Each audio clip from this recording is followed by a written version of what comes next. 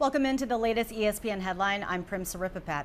It's already been a disappointing season for the Los Angeles Angels, and now their designated hitter, the three-time NL MVP Albert Pujols, is headed to the DL with a partially torn plantar fascia. And this is something that he's been dealing with for years. So how long could this keep him out for? Joining us over the phone is ESPN's licensed physical therapist, Stefania Bell. So Stefania, how long could this keep him out for?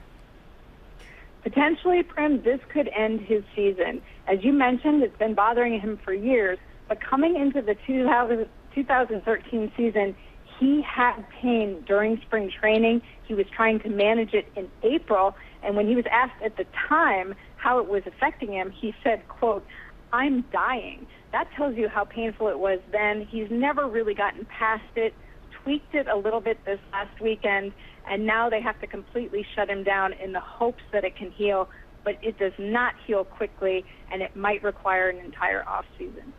You know, it's been indicated that he's been dealing with this for 6 to 7 years. Right now, he's going to undergo some tests, and we're going to await the results. But how do you fix and how do you rehab something like this? Obviously, he hasn't found the solution yet. It's very difficult. It usually is a chronic problem. It's not something that gets better quickly. One of the challenges when you have a partial tear is that the part that remains intact continues to be painful. The plantar fascia is a thick tissue that helps support the arch of the foot, and every time the foot hits the ground, that tissue is placed under tension. So imagine that that tissue is damaged, the fibers are torn and frayed, and every time you take a step, and for him, you put that 6'3", 230-pound body weight through that foot, you're further tearing the tissue.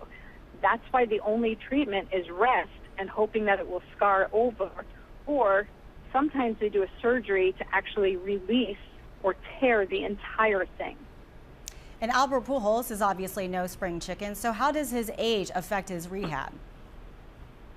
I don't know that it affects his rehab per se, but it's certainly a contributing factor to why he has this condition. We often see it in athletes who are a little bit older, and he's 33, so when you're in your 30s, this would be the kind of wear and tear chronic condition that would potentially crop up.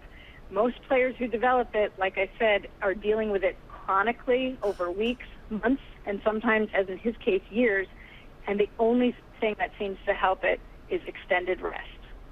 Well, heading into Sunday, Pujols was batting .258. He was tied for second on the team with 17 homers and second on the team with 64 ribbies. He is certainly going to be missed. Stefania Bell, thanks a lot for your time today.